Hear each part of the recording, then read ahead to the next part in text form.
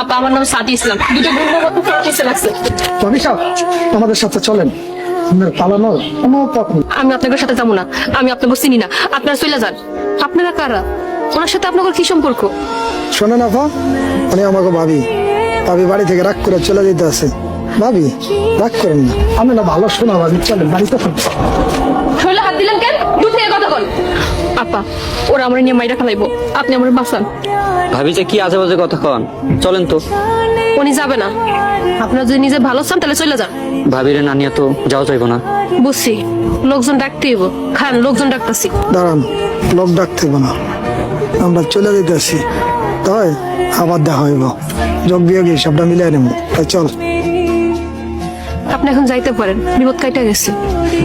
আপা আপনি আমার জীবন বাঁচাইছেন, আজকে রাইটটা আপনি আমার থাকতে দেন।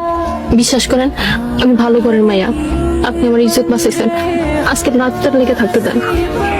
আচ্ছা আপনি আমার লগে আমার বাড়িতে চলেন, আমার স্বামী যদি অনুমতি দেয় তাহলে আমার কোনো সমস্যা নেই।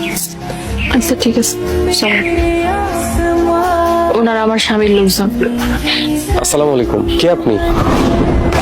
আপামনি, আপনি এখানে? সাহেব তুমি? আপনি আইছেন? ওনার নাম সাবিয়া, তার থেকে বললাম আমি ভাড়া করছিল। আল্লাহ রেখে আমি আমাকে গাড়ি। জিনা, তুমি যারা বাড়িতে নিয়ে আইছো তার পরিচয় তুমি জানো না, কিন্তু তুমি তার কথা অনেক শুনছো। সাদিয়া আপামনি। হ্যাঁ ঠিক ধরছো, সাদিয়া আপামনি। আপামনি, আপনাদের বাড়িতে আমার স্বামী সেই ছোটবেলার থেকে বড় হয়েছে। 20টা বছর আপনাদের বাড়িতে আসছিল, এর লেগে আপনাদের কাছে আমি কৃতজ্ঞ। আমি একজন পাপী বান্দা, আর আমার নিয়ে তোমরা এত সুন্দর সুন্দর কথা বলতেছো।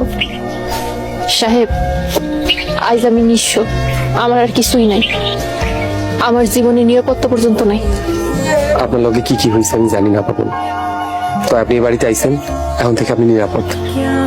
শুনে খুব নিশ্চিন্ত হইলাম। জিনা, তুমি আপামনির সব থেকে ভালো কথা নিয়ে যাও। আচ্ছা ঠিক আছে, আপামনি আপনার বাসা করছে।